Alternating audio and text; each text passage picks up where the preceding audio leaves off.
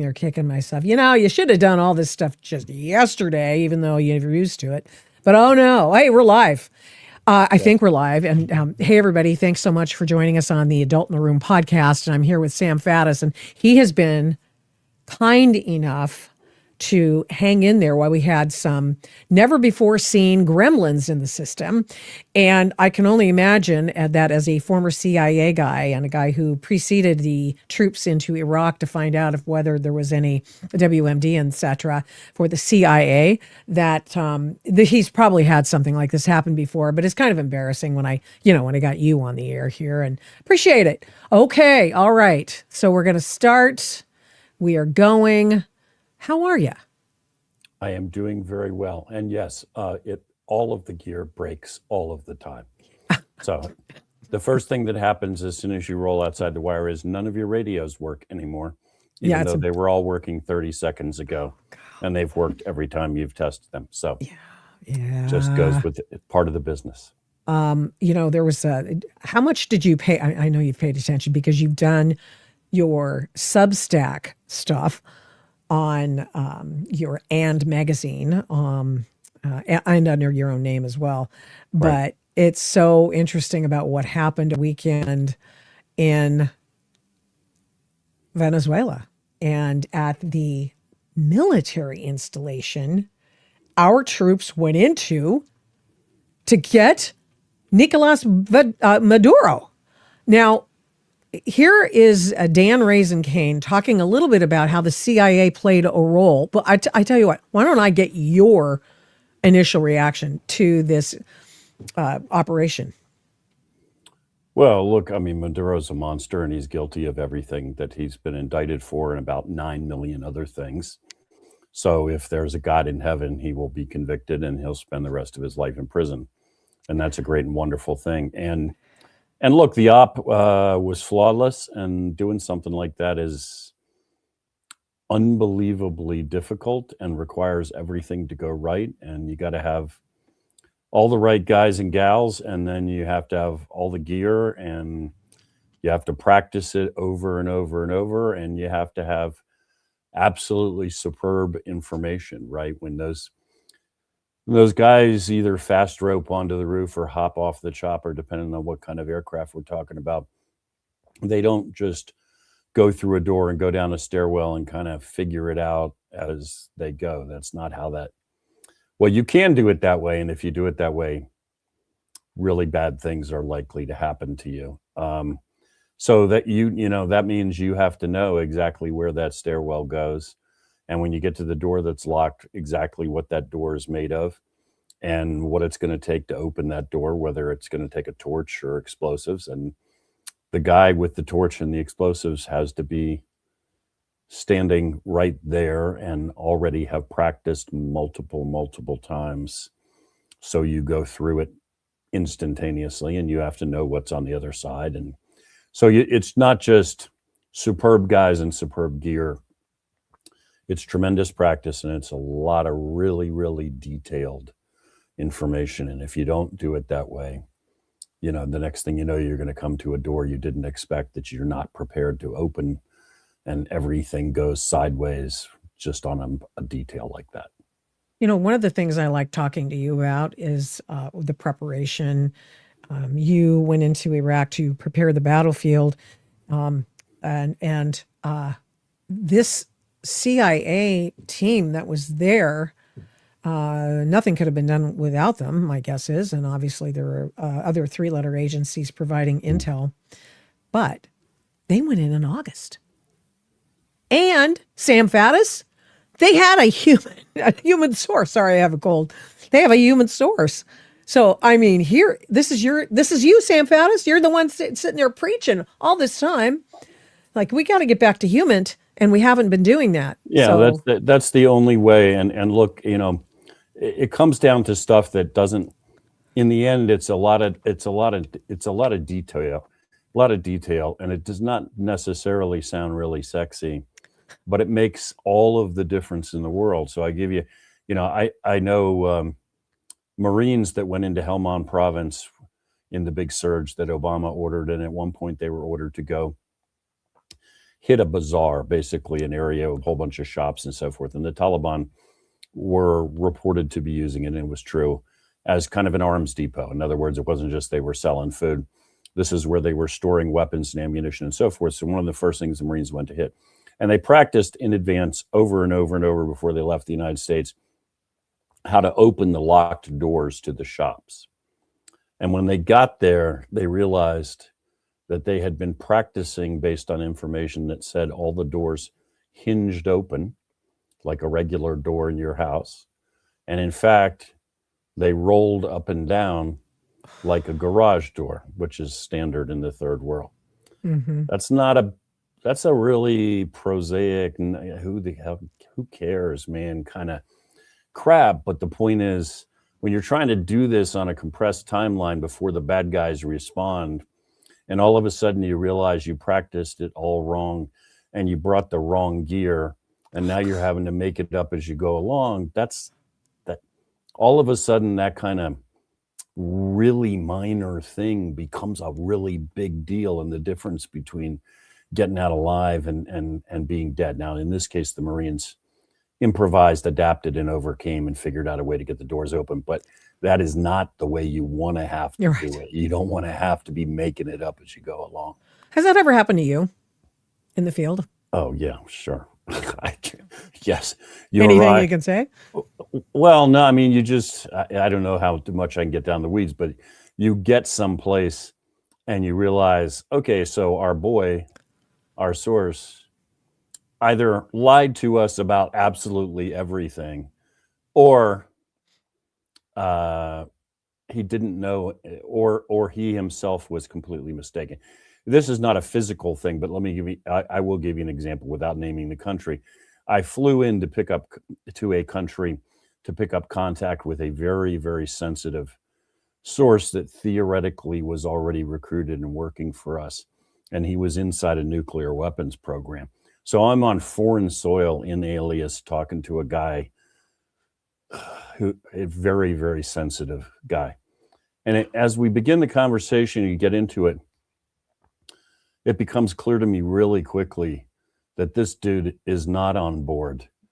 He is not on our side. Whoever claimed that he had recruited him was blowing smoke. And now I'm sitting on foreign soil in alias talking to a guy, and he is now aware that I think he's spying for us, and in fact he's not. And so now I'm trying basically terminate the meeting, get out of the meeting, and now I know he's on his way to talk to his security officer for the local intelligence service and report that he just had this meeting, and if I don't move really, really fast, I'm done. And so the bottom line is I catch the first cab to the airport and forget about the flight I had booked and just pay cash and get the first ticket on the next plane that is taking off. And then you sit on the plane hoping that the plane takes off before the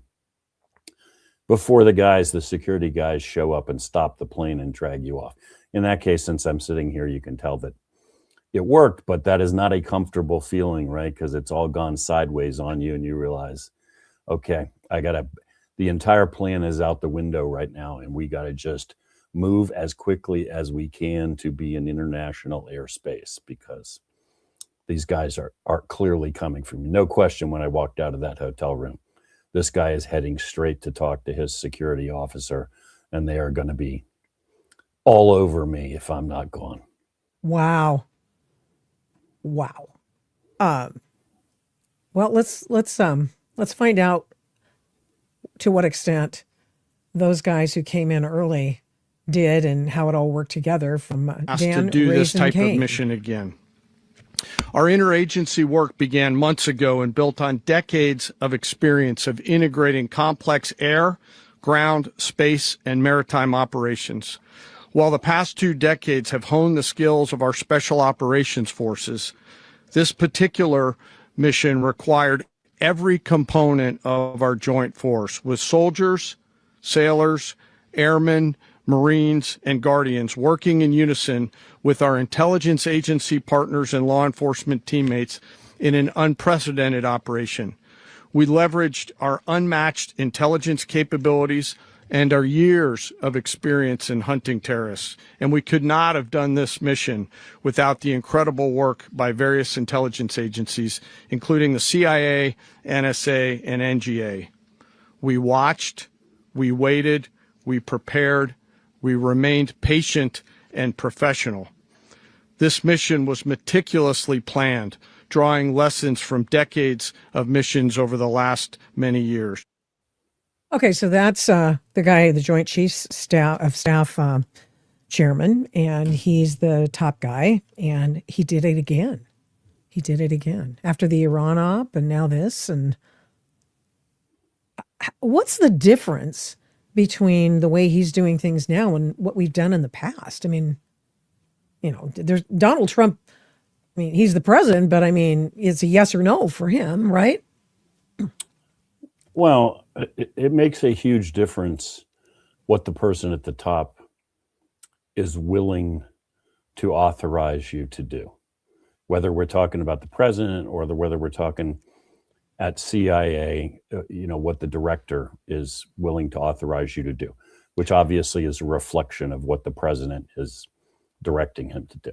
So, one of the frustrations that I experienced, and lots of other guys experienced this as well during my career, is, you're faced with a target, Al-Qaeda, for instance, in advance of 9/11. There was no secret amongst those of us working counterterrorism that these are bad guys, that they mean it when they say they're coming for us. They already blew up 2 of our embassies in East Africa. Right. They already almost sunk the USS Cole. About every 5 minutes, bin Laden says he's coming for us here. You don't have to be a genius to figure out he means it. He's already killed a whole bunch of our guys. And so you got a lot of aggressive folks and bright folks, and they want to get after the target. I'm talking CIA.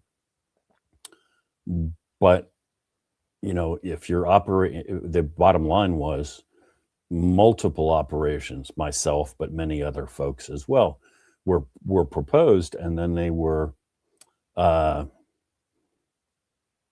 shot down. And you weren't so the ops, you can't get approval for the operation. Yeah.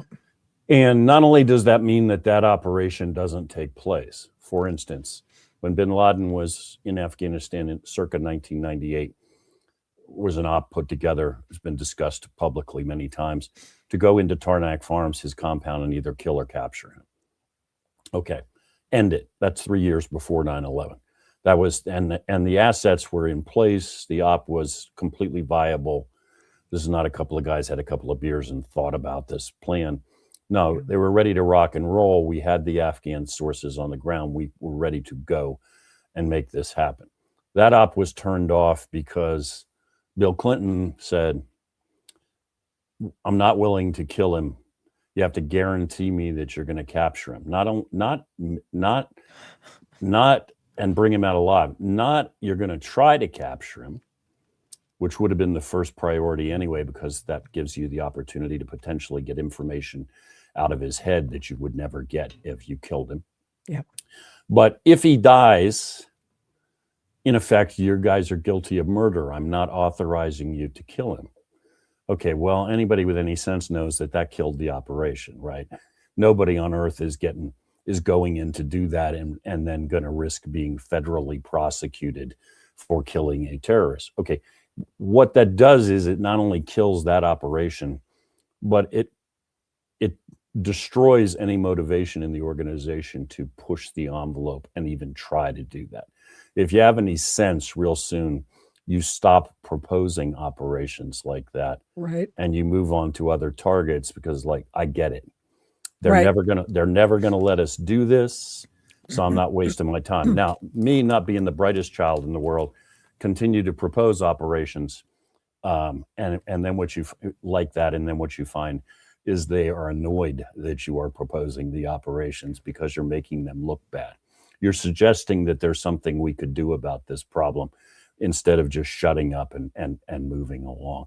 But in any event, it's demoralizing and it sucks the life out of ops. So people stop even trying to do that. Yeah. With a guy in the White House who's going to be willing to sanction things that are way out there, now you're going to get people to say, okay, let's do it. I've had an idea for a long time. I got a source that I think can tell us where Maduro is going to be on any given day. He can give us the X he will be standing on. And somebody else says, I think I can get an access to a guy who's actually works for the company that built the bunker that he's in. In other words, they have the specs. Now, let me emphasize, I don't have inside information on what that source is, so nobody should take that and run with it. I'm just saying that's how this kind of thing works. And all of a sudden you got people that are motivated and they can do this kind of thing. They had a mole in Maduro's government who was telling them entirely possible. Well, that's what they said. And or at least aftermath, we've heard that. Which brings up another point, which is in the aftermath of anything like this, the hunt for whoever provided the information on the ground in whatever country we're talking about becomes really, really intense. So as part of the op, you better have planned for what are we doing with my boy on the ground in Venezuela after he provides this information, because there's only X number of people that know this. Right. And I hope they extricated him, but I mean, who knows? maybe they put him in charge. I'm just kidding. But okay, so yeah, you sound like me, Sam. I'm up in Pennsylvania, and it's a cold, damp winter already. Yeah. So it's terrible where I am right now. In fact, if you might be able to hear the gales of wind howling through the recesses of this building I'm in. So, okay, so one of the things that I thought I'd ask you about was the fact that, the CIA went in. We were told that. We were told that there was an asset in the Maduro government who gave them intelligence. And then what they did was they went in to a military installation. This was, as Raising Cane put it, General Kane, audacious. Have you ever seen anything that audacious before? Well, we have run operations like this before, but that doesn't take anything away from this. This is, and again, it's not easy, and it take nothing away from the guys from the unit popularly known as Delta, who executed this on the ground, got off the choppers, did that. I mean, they're better than anybody on the planet at this kind of thing. But it's not just that, right? And it's not just the intelligence that you and I have been talking about. There are a lot of other pieces. I mean, Venezuela has a military. Venezuelan, they have radar systems. They have anti-aircraft systems. They have fighter planes. So, and it's not just you stealth and you're invisible to them. I mean, you have to neutralize them in a whole variety of ways. Some of that means you blow them up, and some of that means that you jam the radars, or there's a whole variety of things that you can do and things that have to be done. But just think about the complexity of that. First of all, you have to know what all their capabilities are, where all their radars are, how they work, what frequencies are on, yada, yada, what missiles they have, how they work, how they track, and then you have to have folks in a position to negate that, again, one way or the other, either blowing them up, jamming them, whatever. Either you're electronically preventing them from doing what they're supposed to do, or you're taking them out, but you don't figure that out while this is happening. It's not like a movie. They fired a missile, man. Let's go. No, you get rid of the missile before it is ever launched. Yeah. You get the missile launchers, just like I was saying about you go down the stairwell and cut through a door. You're not surprised the door's there, and you're not surprised that it's made of steel, and you know exactly how you're going to cut it open. And literally, there's a guy standing right there with the torch, and he's already done this in practice including 20 both the times. standard transport And variants and the direct Shut action. this guy up. I just wanted to have some B-roll here. Go ahead. well, anyway, so you got a big team around this supporting, and all of that has to go where. And by the way, I don't want to get lost in all the detail, but you're prepared in advance for the fact that things don't go right.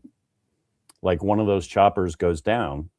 Yeah. One of those choppers has a mechanical problem, or one of those helicopters gets shot. I mean, we're not invulnerable. And then you got guys standing by to go in and get them out. So just think about, you got thousands of people involved here.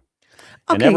ever since we've been down in the Caribbean, we have been collecting the data, whether it's the human intelligence, the electronic intelligence. That's what we've been doing for the last X number of months. Yeah. Just sucking up all that information.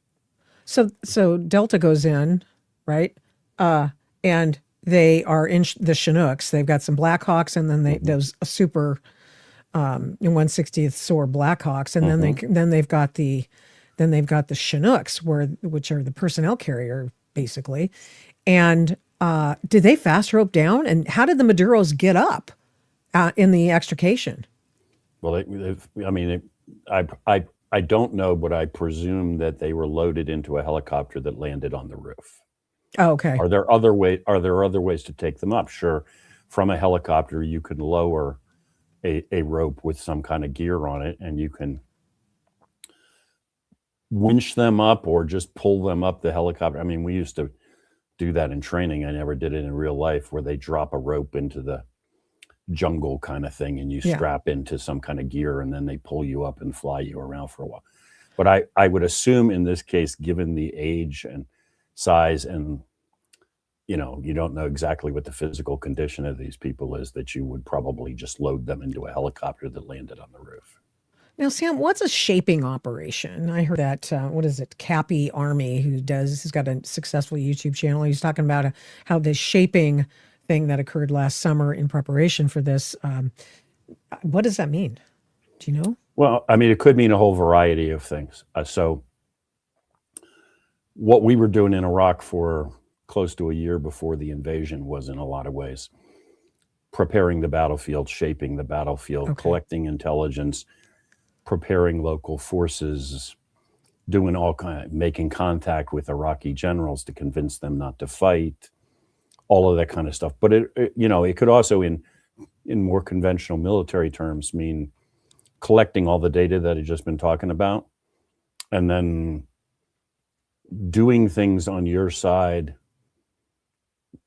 to prepare to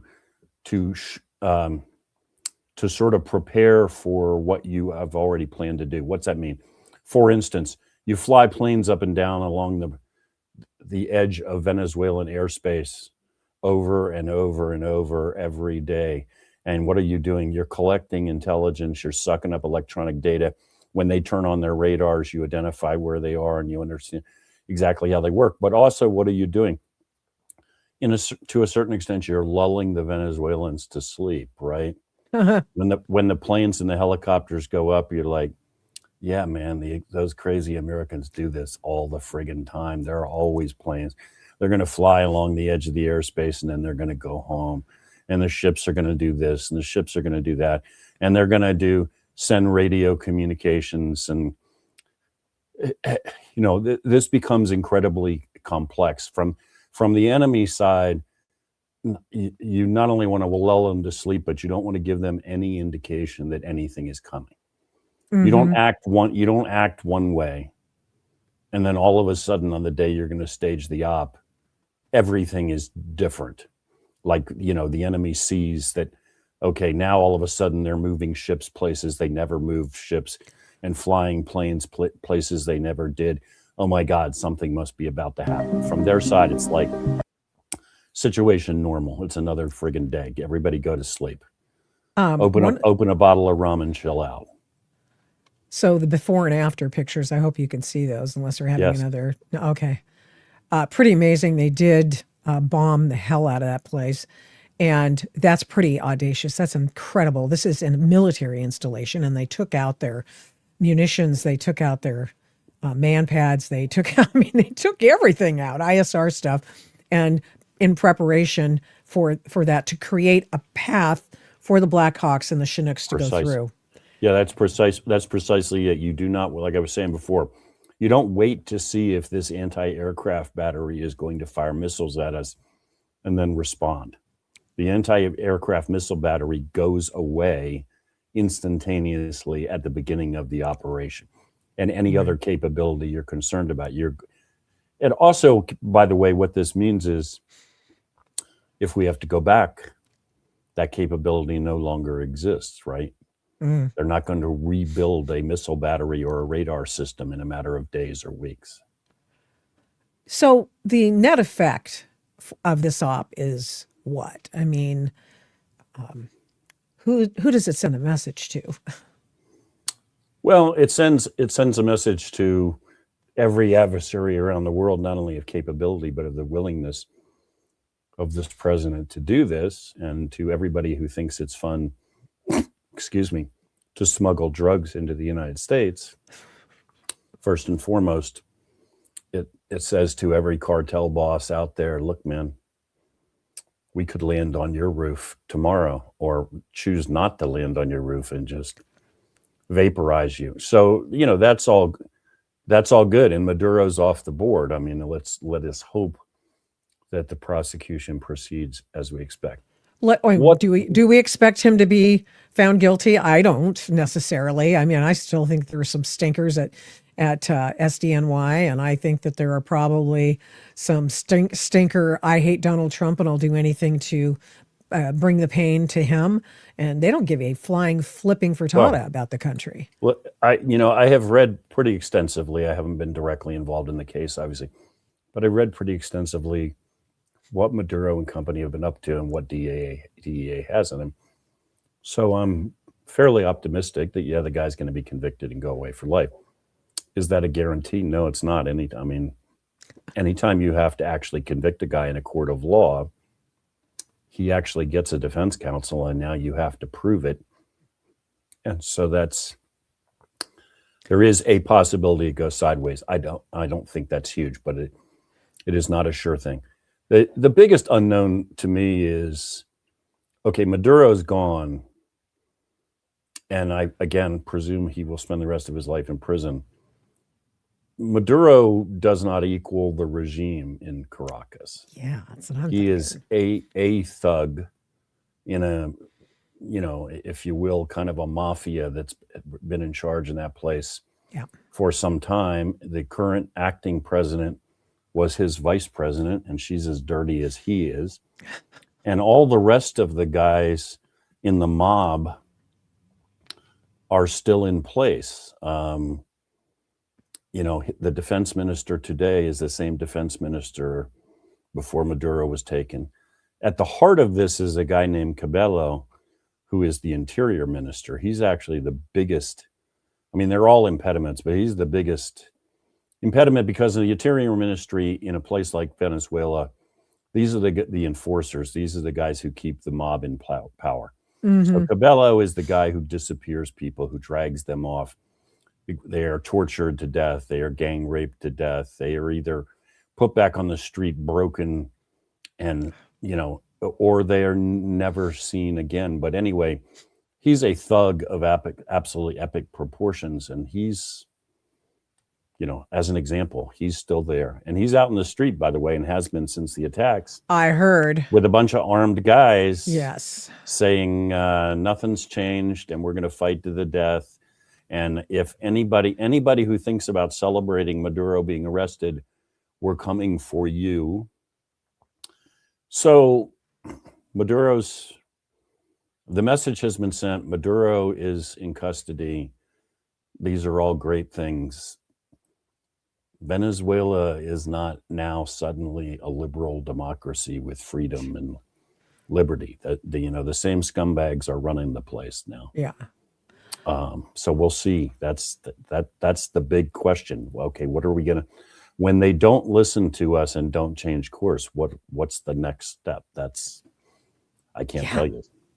I mean, I do wonder. I don't necessarily want us to camp out there for a long time. I like the fact that Marco Rubio says, "Hey, man, we're going to go get that oil. We're gonna control the oil because if Right. you control the oil, you control everything in that country, right? Right. And you put China and you put Iran in check, and even the cartels to some extent in check as well. And I just wanted to ask you something. Here's something interesting.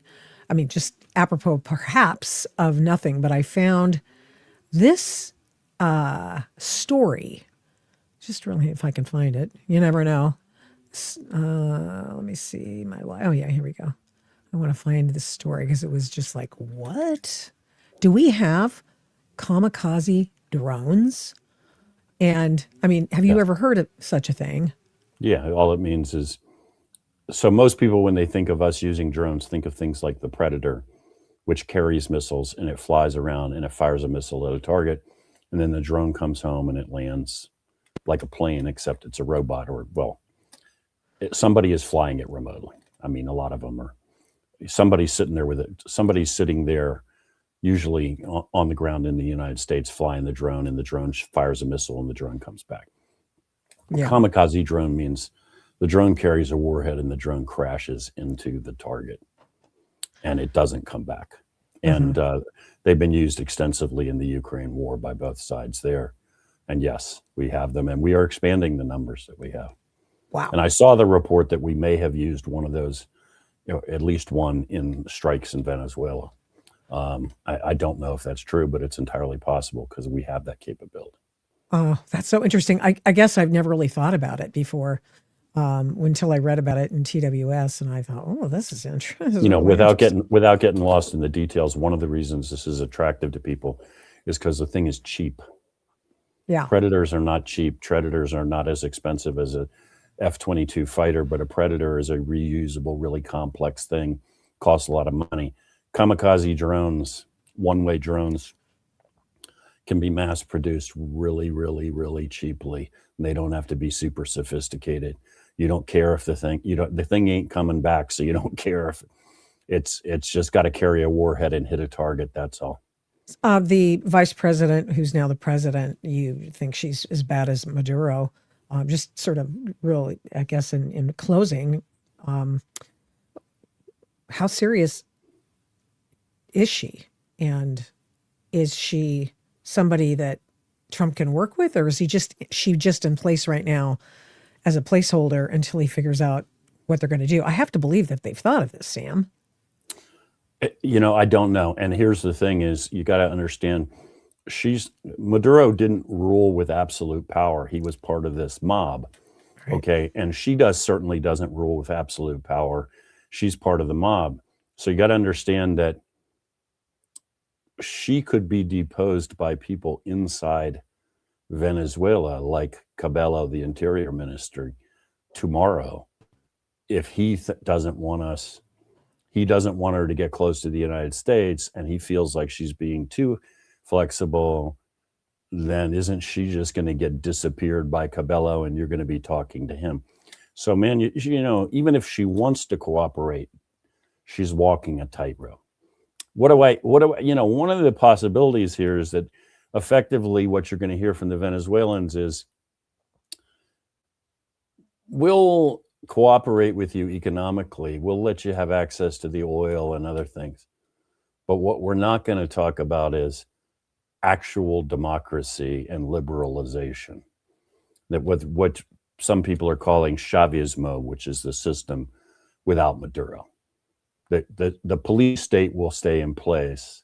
If you guys want the oil, you want American companies to come in, pump out of these offshore oil fields. Okay, cool. We can deal with that much.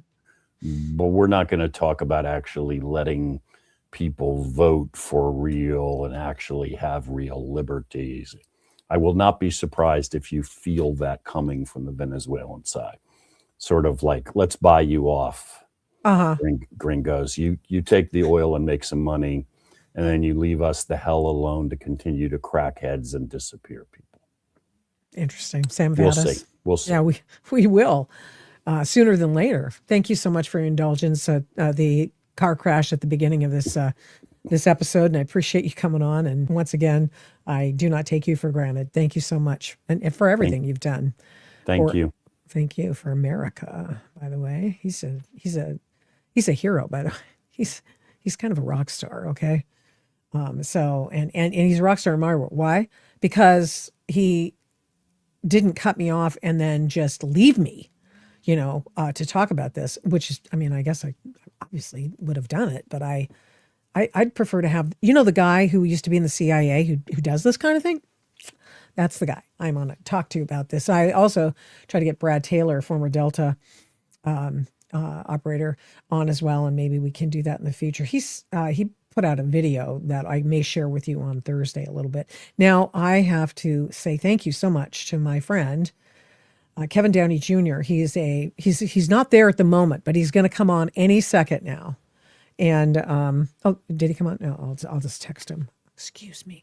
And Kevin, hold on again. We're ready. We're ready for you. Love you, man. Here's another guy who's been waiting for 20 minutes, Sorry. I can't talk for any length of time or laugh because it gets me into a, coughing fit. You've all been there, right? Am I right? And I'm actually on the mend. So I am just like, wow, I can't afford, after the car crash that was the beginning of this thing, didn't afford to, just have a coughing fit in the middle of it. I've seen people do that on television, by the way. It's very interesting. Oh yeah. I don't see you. You don't have your, hey, KDJ, you don't have your camera that I can see. My camera? Can you hear me? I can hear you. Oh, okay. Hey, Goose, what's can you check happening, out the dude? camera, please? Trying to figure it out now. Listen, brother, I mean to tell you, this is the beginning of this live stream was just, it was the other live stream, which is why I had to say, oh man. Okay, you can see and hear me, so that's cool. Am I a ghost? Yes, you still are. So I don't know what's going on. It could be me though. Here's what happened. No, I'll tell you what happened. I got this really cool decanter for Christmas. It was a 45 pistol, and it was glass.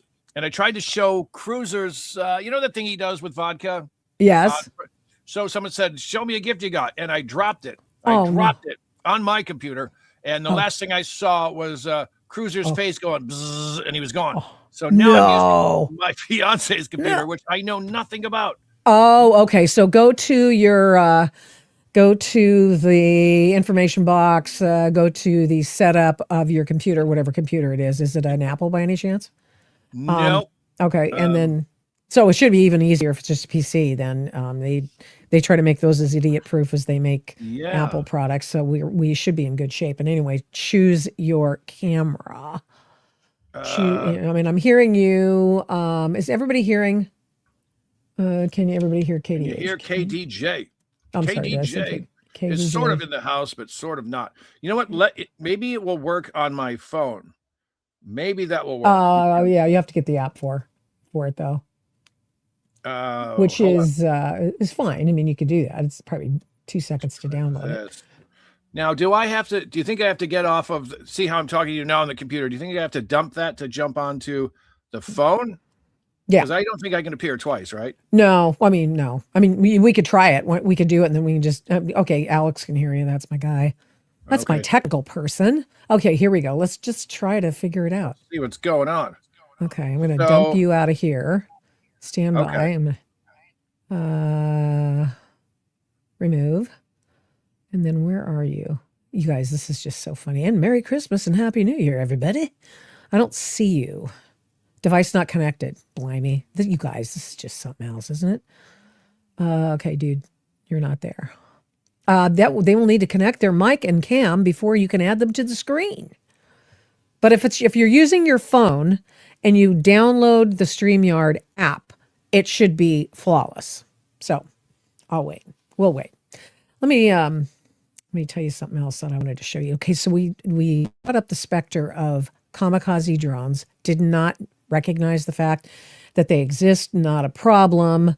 And that's very interesting. because when they had this operation, and I just got the Absolute Resolve, they had an umbrella of F-22s, F-35s. They had growlers that are the radar planes. They had all kinds of things, and in addition to the Chinooks dropping off the Delta Force. And then we find out a little bit later, in fact, I think I still have that story.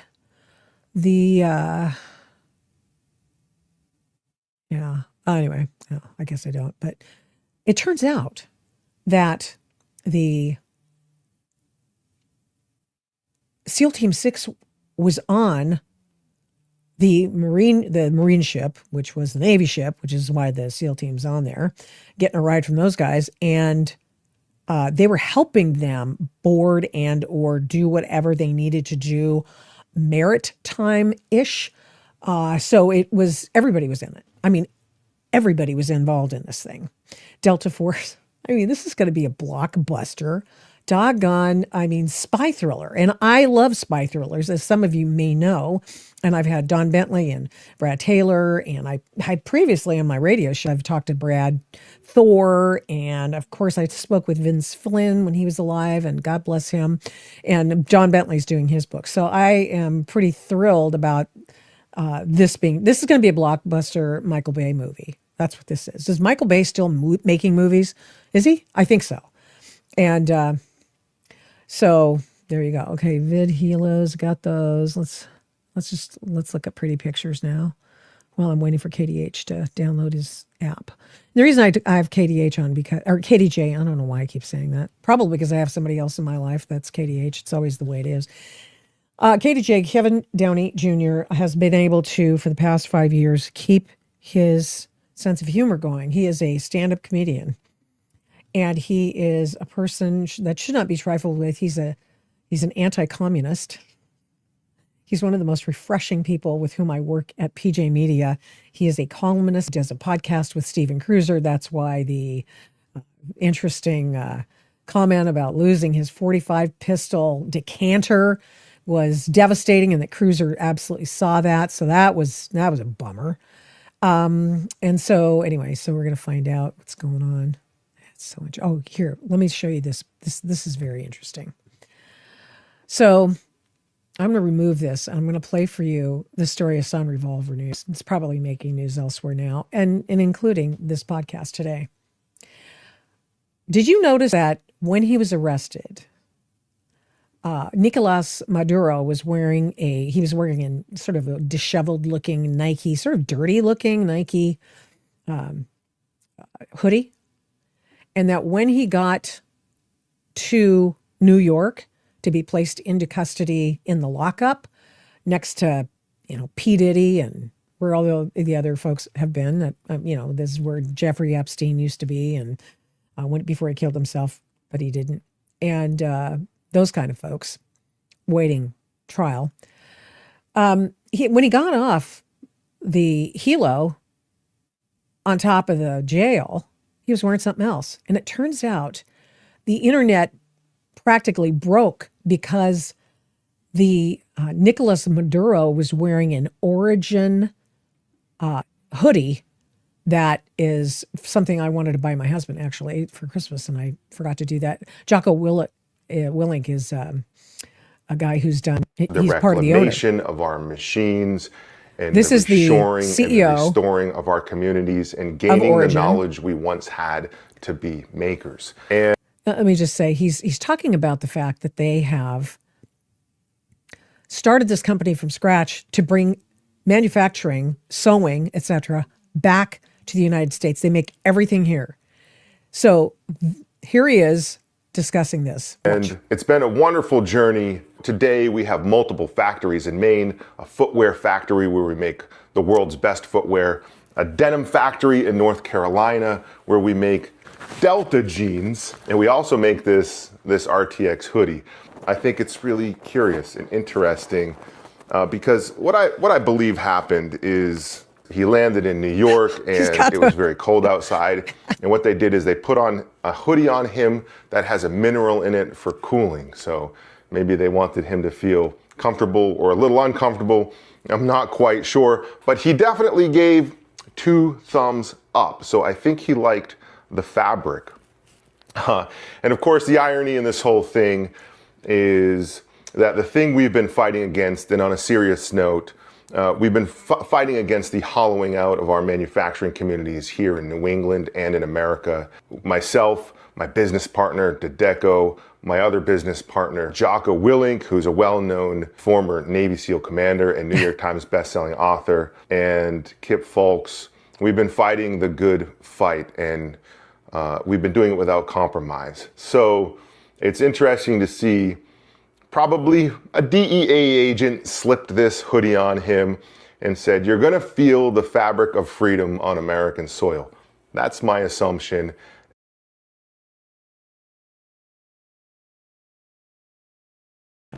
Yeah, that's his assumption. That's what he thinks. And because people were like, "Hey, dude, why'd Maduro have your shirt on?"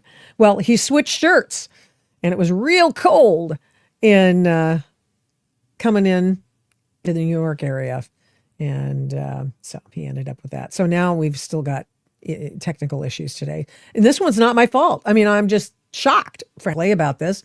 KDJ can't get in. So he's not connected. He will need to connect their mic and cam.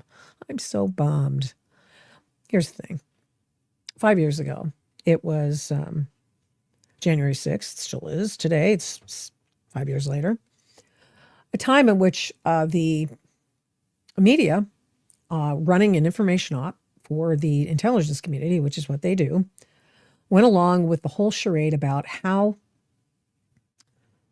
there had been an attempted coup, and which is really interesting in light of what we're learning about the CIA's involvement, which I was going to ask Sam about, but I'll have him back to talk about that in particular. But so they accused Donald Trump of trying to do a coup, and they said that he was doing an insurrection, and the template was cast very early on, the night of January 6, 2021. All of a sudden, the Washington Post, I think it was the Washington Post, pretty sure, that in the evening that, sorry. And so by just within hours, it was labeled an insurrection. And suddenly everyone was using that word for the riot at the Capitol, the incursion, there were all a variety of reasons that they all kinds of words that they were using for it. But what's really interesting is, it wasn't an insurrection because insurrection wasn't even the definition of insurrection. It wasn't any of that. It was an information operation that was seen by previous guests of mine. I've asked Sam Faddis about this, and I've asked our other guests of mine, spook people, and one of whom was there and that day, and went down and watched the president's speech, and was walking back up from the ellipse and saw people clearly setting something up. In addition, they were setting things up. For example, this was apparently the only riot that Antifa had not attended.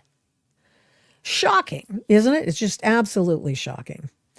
It was, in fact, as Muse writes in a really terrific piece today that he put on his Substack. And by the way, follow Amuse, Alexander Muse. I didn't know he had a first name. Now he's using his full name, Alexander Muse, which he's on X as Muse. And he writes, January 6, 2021 has been described with unusual certainty. We were told immediately and relentlessly that it was an insurrection. Absolutely. It was an attempted coup and a mortal threat to American democracy. How many times? It was a threat to American democracy. In fact, the Democrats today had a hearing on, which was not an official congressional hearing, but they rented a hotel room kind of a deal, or they got access to a room, and then they had a lot of people come by and say, those Republicans, they're insurrectionists. And if you see B-roll or if you see any information from that, then That's what's happening, right? That's where that was. That was not official congressional testimony. Furthermore, it wasn't even under oath, so they could say anything to doggone well pleased, and you could say anything. That's why they can say anything on the floor of the House and the floor of the Senate, and they don't have to worry about it. But they get out in personal life and they say stuff and they get sued. So anyway, those claims, he writes, were not presented as hypotheses to be tested. This was received wisdom, and it sure was.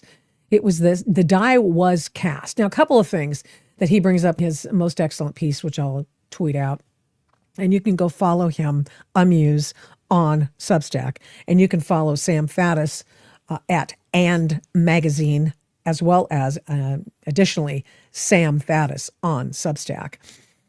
And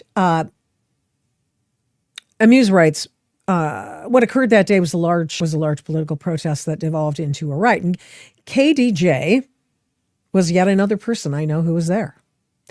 And he's finally been freed of any legal chains.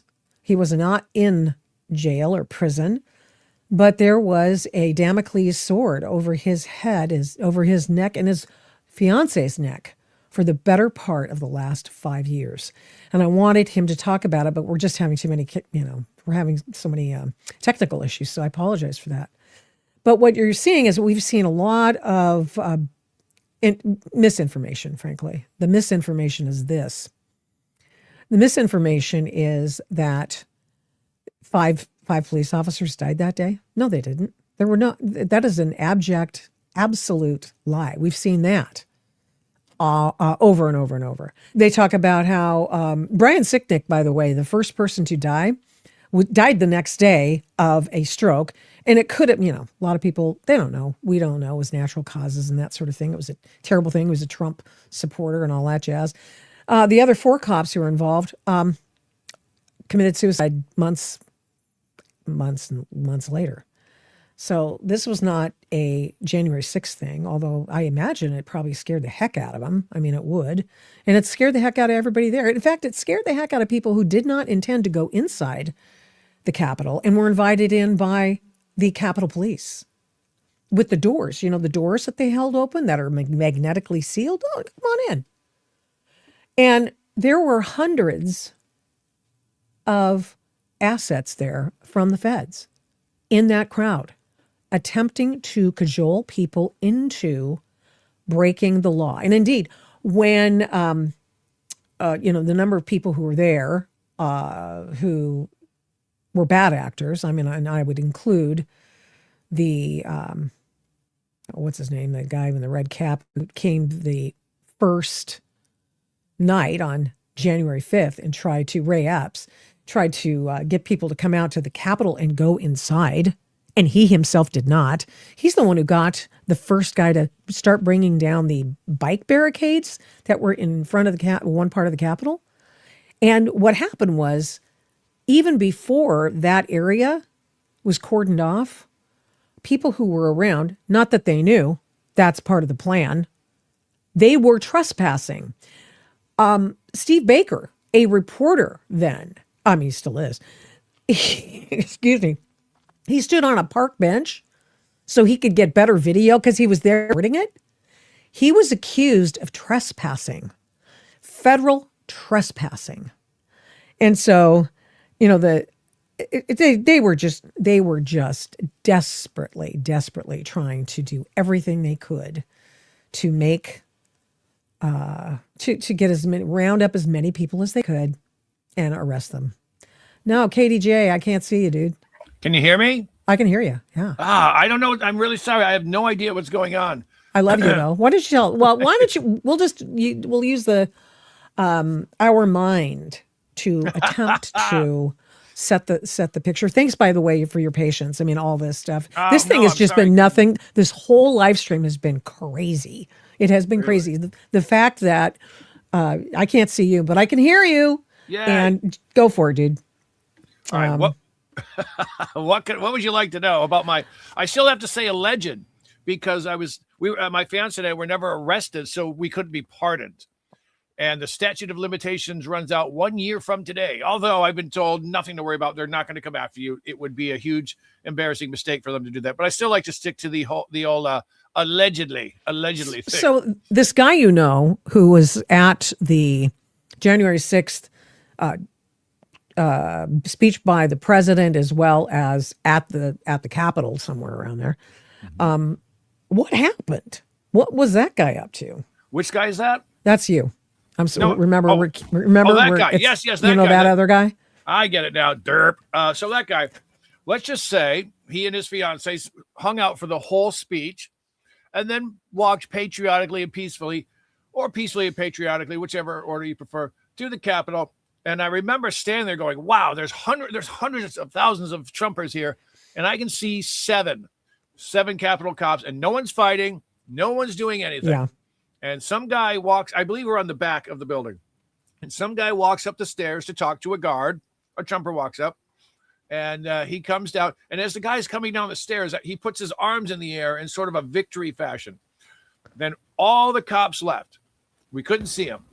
And people started, and we had heard, a woman had told us, a woman with her daughter, the daughter's 14, said, they're letting us in, just we have to promise to be peaceful. I was like, yeah, of course, no problem. And so we allegedly went in there's two doors at the back. One of them had a bunch of riot cops standing there, and the other one had a line going into it. We were like queued up, and the line's moving, fairly quickly, and people going in and out. And we allegedly walked in, and there was a line of cops, so you couldn't really go more than, 15 feet in any direction. And everything was great. Everything was great. We took some insurrection-y selfies, as you do when you're, trying to take over the world. When I try to take over the nation, you got to get some snaps, as they say in England, get a few snaps. And then they pushed us out. And I noticed that one guy was holding a shotgun with a 12-inch barrel, pump action. I thought, I hope there's nothing but, one of the cops. And I was like, why does a cop have a shotgun? This is the most peaceful thing I've ever seen. Now, outside, I thought I had heard fireworks going off. Turns out later they were canisters. They were like, what do you call it? Eye irritant canisters. Some sort of, it wasn't tear gas you could see. Right. Because I sure didn't see any. But then again, we're at the back. And we left. And then we got going to a gig. We get a call from the FBI. So when the FBI, or did you watch Breaking Bad? Did you see Breaking Bad, Victoria? Oh, I saw a couple episodes. I'm sorry. I'm just Okay. the least, Yeah. I just can't even do it. I'm going to have to do Stranger Things. I haven't done that yet. So, Okay. yeah. There's a scene where they tell the lead guy that he has cancer. And as the doctor's telling him, he sort of fogs out. And so what I heard was, hello, Mr. Downey. This is Special Agent Ring Ding from the FBI. And then it all went foggy. And I don't know really what he said much after that, other than we want to see you right now. And I said, well, we're going to a gig. We're going to a gig. And yeah, I'm watching the video. I see they've got the paintballs. Now look at that person. They're all ready for it. Yeah, she's an Antifa gal from Portland. Yeah. She's been ID'd. That's great. Oh, yeah. Oh, yeah. That's wonderful. So, we just sort of walk up, and we may have walked in. And when we left, and we're like, why is, there's a guy with a shotgun. I thought, why would he do that? All right. So you see where they are? That's where we were, but about a quarter of a mile behind them. So we didn't see any of this. I was marveling at how there was nothing going on as far as violence. I said, man, we're a bunch of cool Trumpers. And and I'm like, I saw the shotgun. I thought, wow, it's really time to go. We come out, and a line of riot cops comes out. And this, I don't know, he probably wasn't any more than 50, 55. He goes up to one of them and goes, you did nothing when Antifa was burning this town, but now you're out for us. And he pushes one of the guy's pad. And a bunch of Trumpers run over and go, no, we don't do that. I saw some idiot walk out with a coat rack, and a woman, probably 65, runs over and goes, we don't steal. We're not BLM. We're not Antifa. Go put it back. And he did. I also saw videos. Yeah, I saw videos of Trumpers arm in arm keeping so-called rioters from the cops who were fighting. None of these things were seen. Now I saw that a couple weeks later. So anyway, the FBI, they're at the door, but they're calling me, and we're not home. Thank God. This guy. I'm going to point out for just a second. This guy allegedly, this is at Portland outside the ICE facility, and I am told by smart people he was at J6. Oh, he's Antifa. Yeah, funny how none of them got. I'm telling you right now, Antifa was working with the FBI. Yeah. There's no way that they were not. And let me throw this at you too. You know what? If I kind of wish I was like a Somali guy who stole $2 million, because they would have left me alone. Right. All I had to do was open Somali daycare, and I'd be rolling in the money right now. I call them salamis. I pretend to forget, but I'll be on there. I'll call these. Look at these salami fraudsters. Anywho, what happens next is about a year later, I get a call from this salad dodging prag from NBC who goes by Ryan J. Riley. Mm-hmm. Have you seen this fatty acid? No. No, Julie Kelly hates him, and he writes this article. It was such he's a horrible comedian, but he's one of the highest profile people. I'm like, dude, I drive a 2005 Saturn. All right. 20, maybe a 2006. I don't want to brag. I don't want to get out of my wheelhouse here. Might have been a 2006, but so we had to get a lawyer now. And I said, they're making me out to be a big fish. He goes, that's what they do. You may think you're a minnow, and I'll be honest, I've never heard of you, but they're going to make you a trout and put you on the wall. Yeah. So, and I'm actually, when he calls me, this Ryan J. Riley, I didn't know he was working on a story. He goes, yeah, we got a story. Do you have it? He texted me, and I'm like, I'm not picking up. Called 4 times. I didn't pick up because I didn't know who it was. And he goes, do you have any, anything you want to say? We've got video. And so I didn't respond.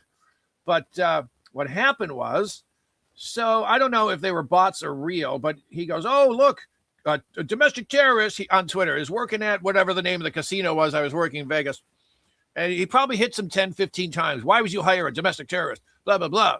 Oh, then he says, if anyone wants to go see Kevin Downey Jr. perform and let him know what we think of traitors, my DMs are open. So he's trying to rile up the crowd. Right. And now I'm getting Twitter messages. Hey, we're going to rape your fiance when you're in prison getting raped. So, how about that? Won't that be fun? Stuff like that. Real filthy garbage. These are diarrhea people. Every one of them. They're a bunch of diarrhea people. And I was just utterly shocked how I went from, a barely known quirky comedian to a domestic terrorist. And they're planning rape attacks. They're planning rape attacks against my lovely fiance, Jessica. It's actually Jessica, but she's Puerto Rican. And that they would say Jessica. Oh, yeah. But I'm one of those white men. We're enemies. We're the devil. So I would say Jessica. You would say Jessica, unless you're secretly a Latina. Secretly. But yeah, whenever I run into someone who's Spanish, they'll call us, how is Jessica? Jessica Collazo. I say Jessica's fine. And she got kicked off of Facebook, so she had to come back as Jessica. So it made it even funnier. So long story short, I check in with the lawyer every now and then. He goes, all right, you're just on a list now. And then he goes, all right, your case has been given to a prosecutor.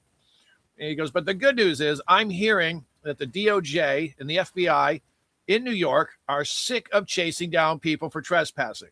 And he goes, the bad news is we live in a place with a lot of real terrorists. So they're chasing, they're chasing the anti-Semites, and they're chasing the religion of pieces. I call them pieces because they tend to detonate. Yeah, they blow them up. They blow themselves up into bits. Stop making me laugh. I'm going to cough. So what happens is Trump wins. And Jessica calls one of our lawyers. We had to have 2, one for her, one for me. So it's only $30,000 each. So who doesn't have that laying around? Of course. Just write that check, boy. I had to raid a 401k. But the good thing is when I'm old and retired, I won't eat. And that's fine because I could lose a few pounds. So I won't need that money at all. But I got most of it back, which was very kind of them. Very kind. Really? unheard. And I didn't ask him. We didn't ask him for it. Nothing like that. But the day after Trump won, Jessica calls him up and says, hey, can we get like a pardon? He goes, you can't get a pardon because you weren't arrested. Right. But he goes, it's over. He goes, I promise you. He goes, and we're going to send you. So I spent 60 grand. I got 53 back because they each had to spend 3,500 to, there's a guy, he's a lawyer in DC. And what he would do is he would go around to the courtrooms and he would see who's been busted, what they've been charged with, and what was the outcome. Because they just wanted to know what we were going into. Uh-huh. And they said, that's all we did. We each spent 3,500. And he goes, look, because I've been defending criminals my whole life. You've never been arrested. You know, we had to look into you because you've got nothing. Because you're not a criminal. Just here's your money. Get out.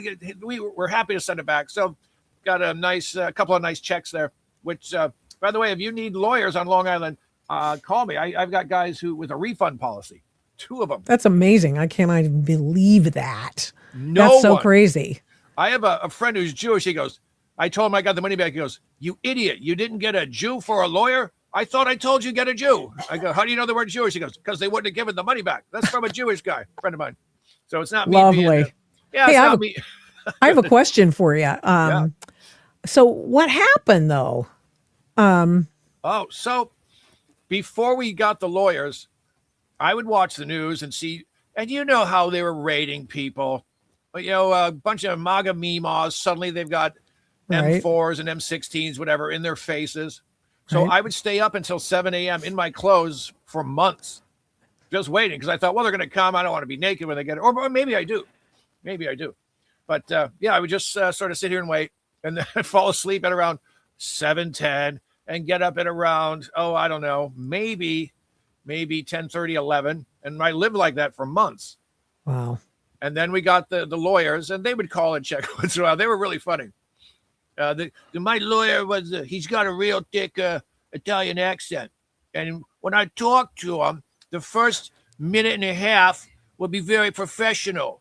And then after they go down, Mr. Daddy, this Nancy Pelosi, she can suck my whoop, and she's a biatch, effing biatch. And he went into straight into Brooklyn mode. It was great. So much fun.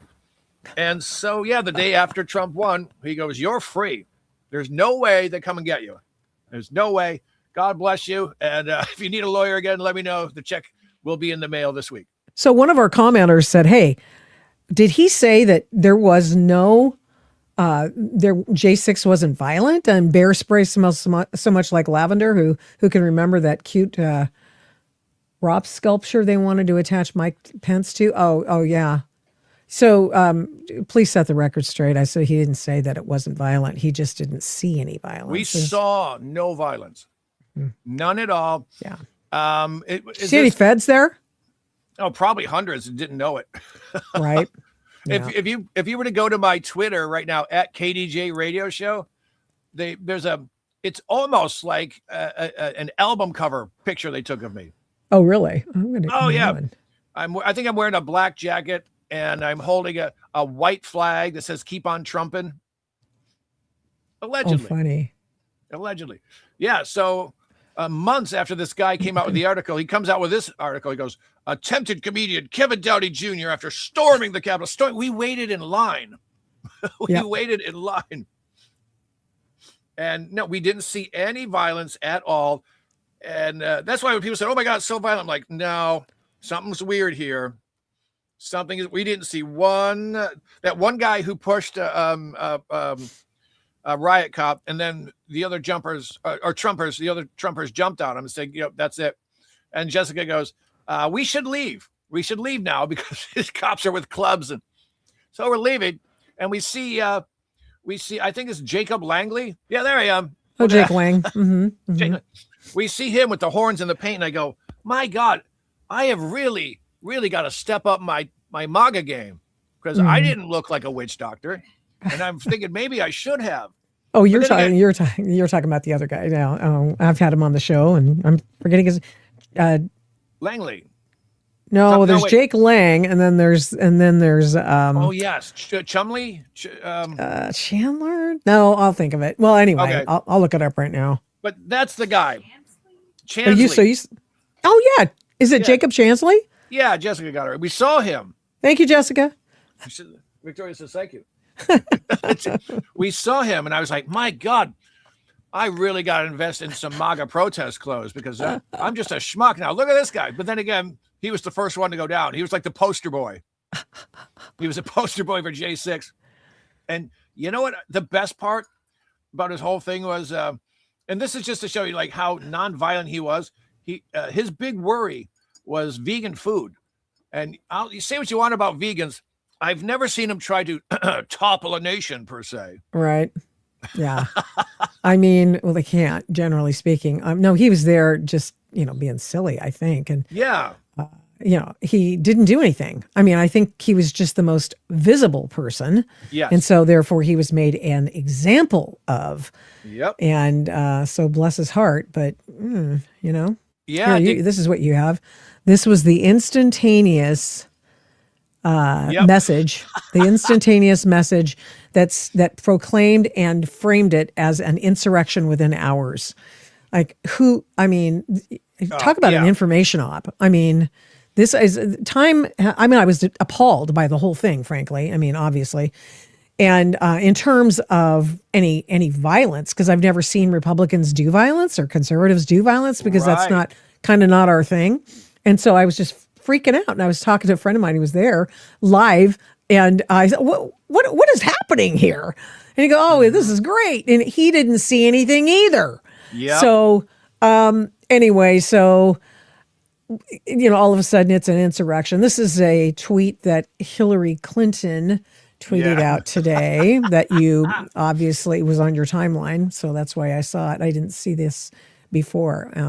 Now keep in mind, this is Operation Mockingbird at its finest. It really is. These same papers had nothing to say when the toilet people of Antifa and BLM were burning the nation down. It was all racism. No. This has nothing to do. My favorite quote from the communists is, the issue is never the issue. The issue is always the revolution. Right. I was absolutely right. There's only the fight, as Hillary put in her senior thesis or what have you, and when she was in some highfalutin university, because she was doing her special report on a thesis on Saul Alinsky, and admired him greatly. As a matter of fact, there's only the fight. There's never a there. There's never reason. There's never, except that it's always going to be chaos. That's why Kevin and I will often say, when we talk on our separate audiences, he's on the radio in Long Island and does a podcast and does his stand-up comedy. I don't know if you have even, get down and dirty on this issue, but it's just like there is no there. It is a psyop. The whole thing is a psyop. It's only, you must have been laughing your head off when you saw all those Maduro supporters on the streets of Portland and Seattle and everywhere else in the country. Yep. And you're like, oh, okay. So the No Kings people are now all in support of a dictator. I mean, they're all getting paid. That's hilarious. It's ridiculous. I've got a cousin who's like, what am I, 60? She's probably 63, 64, retired. She has enough money and just hates Trump. And I said, look, if you're going to go to these stupid No Kings things, get paid for it. She goes, oh, I'm not doing it for the money. Then you're the idiot. You're the useful idiot. How do you look at it? And you know what? Those crusty hippies, remember, I mean, like real hippies from 67, 68. You see them? Oh, my God. They're, Excuse me. Everything's fine. And then making me laugh again. The next thing you know, they're like wiping their bahookies on Teslas and doing it for free. For free. You loved Tesla an hour ago when Elon Musk was saving the planet. Right. But just, you know what? I'm trying to figure out how someone was able to take over their brains. I know Yuri Bezmenov said, give them enough bogus information. They won't know what to believe, and they won't believe anything you say. But how did they get them to that point? Are these people stupid? Is my cousin an idiot? Is she weak? I don't know what it is.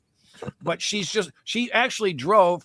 She lives in Alaska, and she drove down to California, then drove back up to Alaska and stopped in Canada to say, what's it take to move here? And I said, how has your life changed? I just hate him. I just hate him. I just hate him. And I said, why? In a 45-minute conversation, she couldn't tell me why. She just doesn't like him, and she's mentally ill as a result of her Irrational fear of Donald Trump. I mean, there's your answer. Yeah. Well, I know people who wanted to leave the country. Yeah. I mean, it's like, come on. You know what? The biggest downside is you'll make more money. I'm not sure actually what the biggest problem is going to be for you. I mean, your life will not change. You will probably get more freedom, actually. Yeah. So you know what I really learned throughout this whole thing is that I have completely underestimated evil. Oh, yeah. Completely. Who says we're going to come and rape your fiance while you're getting raped in prison? Who says that? And I thought, have I been living in a bubble? I don't. Then I thought, wait a minute. I used to be a New York City liberal. And looking back, I was like, now I get it. I see it from the other side. Like, I wasn't one of the hateful liberals. Like when someone would say, "Man, these Christians, they can't, I can't stand them because they won't let gay people get married." And I said, "Yeah, what about those Muslims? They're throwing them off roofs." And my friend's like, "Whoa, KDJ, what's with the Islamophobia?" I said, "Well, no. If you hate the Christians over gay marriage, you must really hate when they toss them off of a building, right?" They're like, "Whoa, man, I didn't know you were such a hater." And I was like, "Okay, now." That's when I started to maybe I don't belong with this crowd. Right. Here's another lie about J6. First of all, it was not an insurrection, and he was there to testify. Here's another one. Kurt Schlichter called it, saying this is a lie. 5 years ago, writes this bot account supposedly for Kamala. These people by the way, the avatar is a picture of Nancy Pelosi, so that should tell you something. 5 years ago, these police officers died because Donald Trump and his treasonous thugs. Republicans may pretend they didn't exist, but we will always remember. Do you realize that this obvious lie that has been dispelled so many times is still going? 5 years later, these people do not learn. They don't learn. And you know what really steams my clams? About a month after J6, some guy, who's the big black militant guy who wears the bow ties? Farrakhan. Oh, okay. Yeah. Where is Minister Farrakhan these days anyway? I don't know. He's going totally low pro. What's going on with him? About a month or maybe 5 weeks after J6, one of his followers kills a Capitol cop. And Joe Biden had the audacity to say, the MAGA killed these cops. He names them all. Yeah. And I was like, my God, how do people believe? Well, it's just the shocking. president of the United States is saying it. That's why. Yep, exactly. They don't believe anything Trump says. Everything's a lie. But boy, Joe Biden, who's so brain addled, he can't conduct his own personal affairs, is now the president. And President Autopan's going on. And they'll believe anything he says. Biden Can you believe what a psyop that was? Huge. I mean, my gosh. Wow. Biden can't walk through the Rose Garden without dropping a couple of crab cakes into his adult diaper. But that's the guy we should all believe. Right there. That's the man. You got to believe that clown. Yeah, it's just sick. It's just absolutely sick. And now, like you said, the No Kings people are like, leave that dictator alone, Trump. Yeah, you meanie. You're so mean, Donald Trump. Oh, my God. You're such a bad guy. I mean, I'm just totally off the rails right now. Did you see that CIA story? I mean, you and I are sort of in sync about some of this stuff about this CIA memo story, the most damning email that confirms the I'll use this tab and I will put this on the screen because this is a KDH kind of, or KDG. I'm so sorry, dude. Keep doing that. I'm not even drinking or anything. Well, that's the problem. Apparently.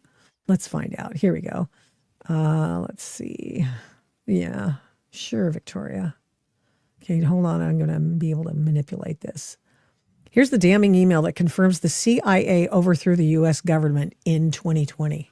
Ooh, is that new? I didn't see that. It broke yesterday. And the president has been talking about the coup, as these guys put it, that the CIA was involved in because Gina Haspel, who was at the time appointed by Trump to lead the CIA, and she was no friend to him. She did not like him, thought he was crazy because everybody said he was. So he must be. And obviously all the smart set said he was. So there are, this is just, here it is, the damning email obtained by King Solomon, whoever that is, through the Freedom of Information Act, FOIA. And by the way, Trump amplified this King Solomon deal. I mean, and so the bottom line is this. This was Gina Haspel giving her permission for the active CIA people to further the Hunter Biden laptop lie that it was a Russian op, and that at least one person who had been involved had been in this 51 Spies Who Lied. They the bottom line was they were done. They were encouraged to do it by Gina Haspel, who was a working CIA officer. Do you know who didn't sign this letter? Who? And they kept saying, oh, he's going to sign it in all of the different emails and stuff like that. Oh, he's going to sign it. Mike Rogers, the NSA head, and he did not sign it. In fact, he got the hell out of there. So he got out, and he got out with his integrity. He actually had a meeting with Trump. He's the guy who dropped dime on this whole info op that they were doing on him, the Russiagate situation. And then he went into an obscurity. I'm sure he's working for some company, maybe making bank, but whatever. But he never signed. But here's the reason I wanted to show this to you. Oh, let me see. I should. This is a quote attributed to Mike Morell, who is the person who started the 51 Spies Who Lied. Hunter Biden laptop is a Russian op lie. Mm-hmm. And it is attributed to him, and yet I don't see it, this particular terrible thing, excuse me, in any of the emails that were put into the public sphere yesterday. But it says, hey, CIA Mike Morell, can I add your name to the list? We'll be adding Leon Panetta, Sue Gordon, Jay Johnson, former DHS guy, George, whoever that is. George Tenet, maybe. Lisa Monaco and Mike Rogers. Mike Rogers never signed it. And I don't even know that Lisa Monaco signed it. And working, by the way, Lisa Monaco was working at the DOJ. Anyway, she's the hatchet woman for those people. Anyway, so and working on adding Dan Coates, Mike Rogers, and Tom Bossert. Lots of other IC career folks trying to give the incapacitated vegetable, particularly during the debate on Thursday, a talking point to push back on Trump on this issue. Wow. Yeah.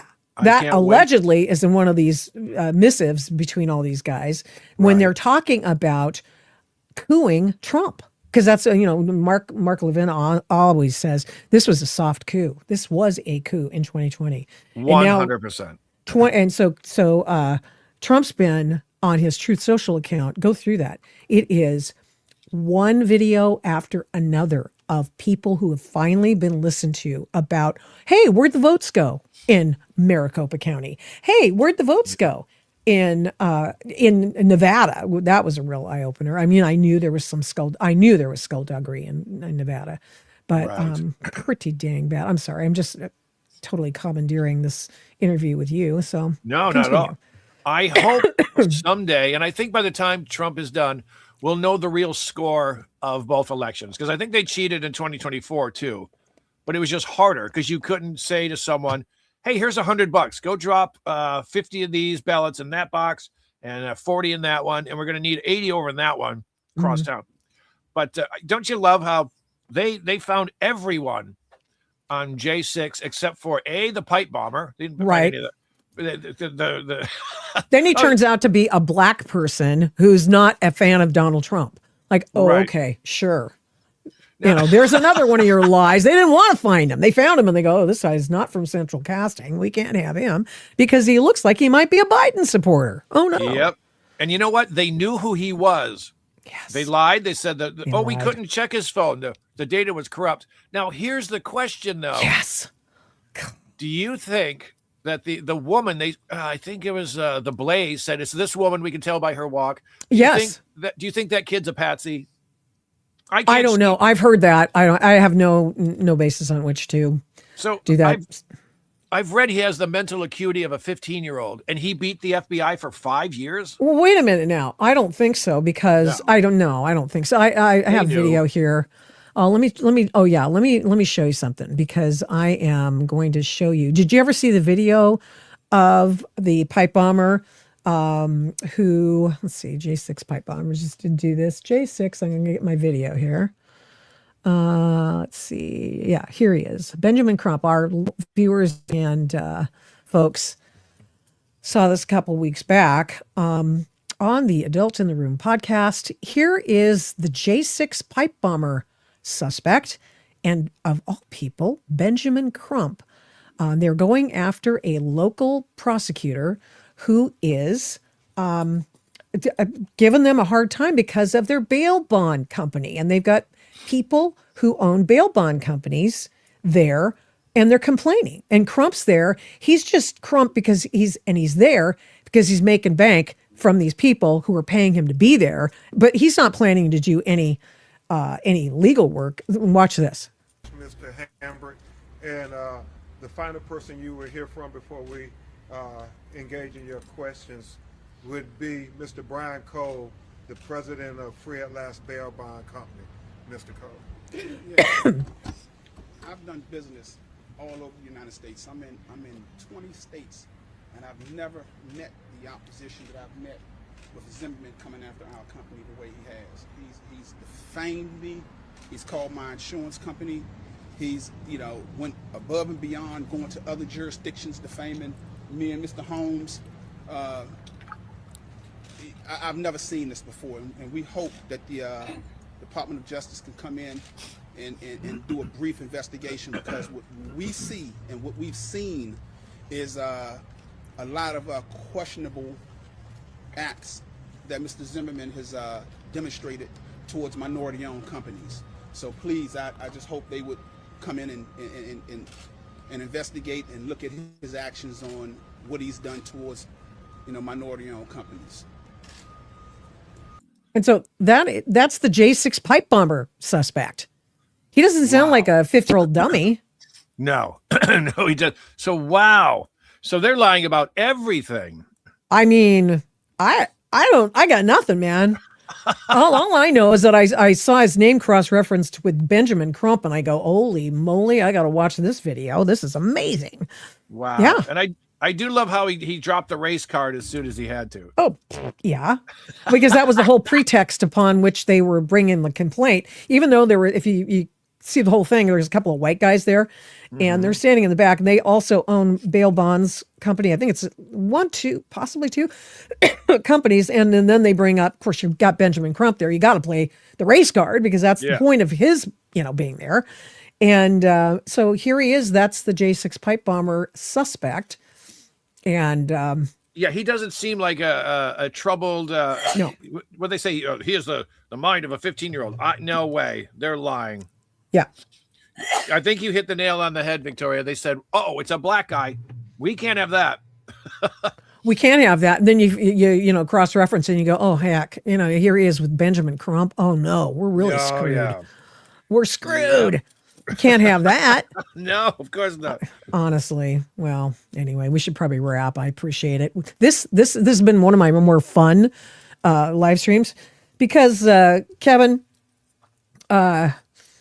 it's just been a car crash of technical failure. I'm so sorry.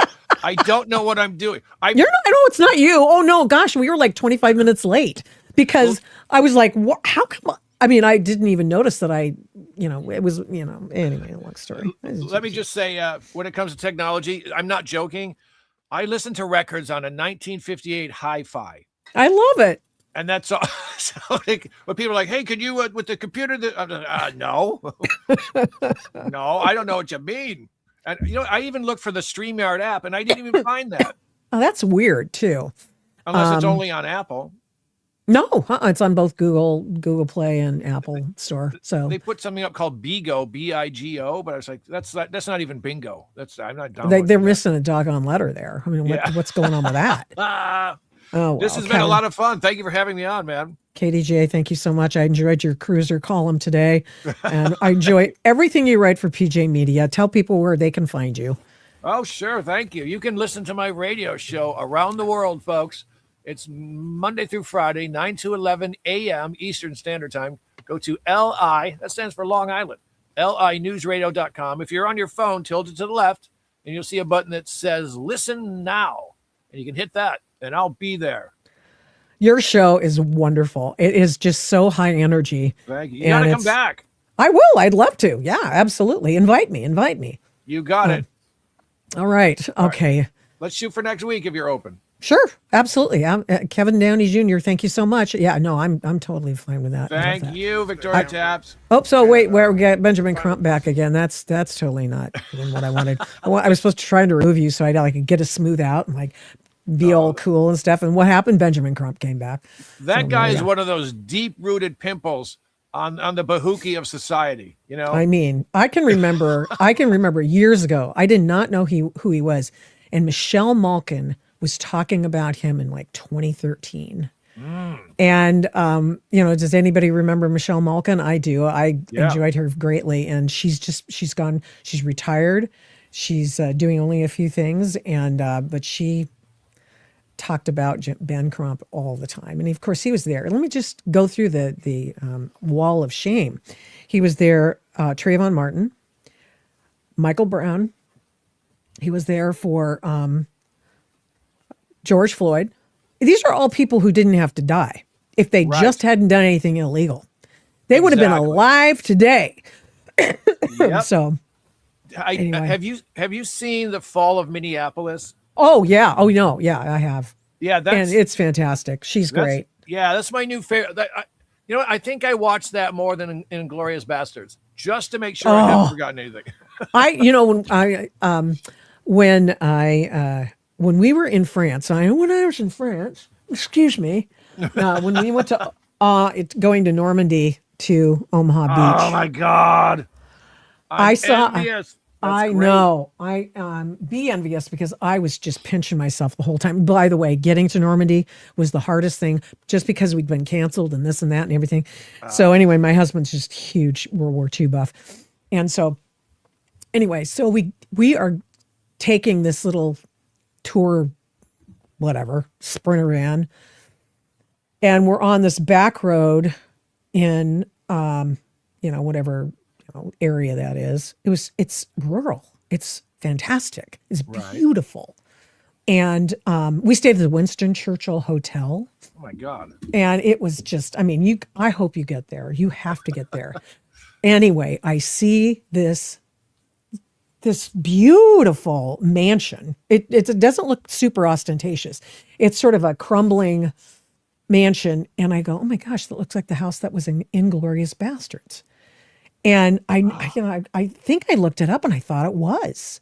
Wow. They definitely used it for B-roll for sure, or some setting or something. Right. It was just unbelievable, and I thought, God, this is so great. I just enjoyed that so much, and I got my rocks, my sand, and my shells. That's amazing. Yeah. Congratulations, cool. Molotov. Can I say that? Well, it's Long Island. I can say it here, and I might not get set on fire. Sorry. Katie J, thank you so much. Appreciate it. Thank you. I got to go. Can't wait till next week. Okay, me too. I'm going to lose my voice. That's awesome. He's a lot of fun. He's a lot of fun. Jesus is the way, the truth, and the life. Have faith not in our works, but his holy work on the cross. That's probably the usual comment. Thank you for highlighting that, Alex. That's pretty cool. I agree. Totally agree.